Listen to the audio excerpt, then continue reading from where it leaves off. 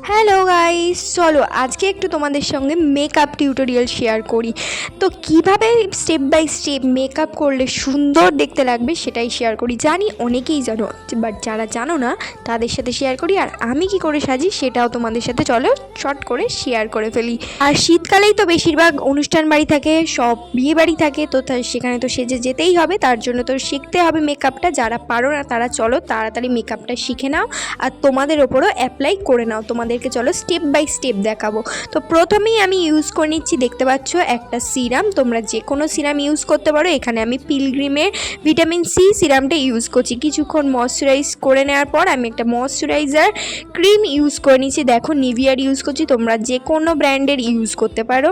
তারপরে আমি ইউজ করলাম একটা প্রাইমারের পর কালার কারেক্টার ইউজ করে নিয়েছি। আর কালার কারেক্টার ইউজ করার পর দেখতেই পাচ্ছ আমাকে আর ফাউন্ডেশন ইউজ করতেই হলো না। তার জন্য আমি নাকটা একটু শেপ করে নিচ্ছি, নাকটা গালটা এগুলো শেপ করে নেওয়ার জন্য এই একটা কনসিলার একটা স্টিক পাওয়া যায়, সেটা তোমরা কিনতে পারো, বেশি দাম নয়। আমাকে বলতে পারো, আমি লিঙ্ক দিয়ে দেবো। তারপর এখন ব্লাশার ইউজ করছি। ব্লাশারটা তোমরা না কিনে তোমরা আই শ্যাডো প্যালেট থেকেও ইউজ করতে পারো।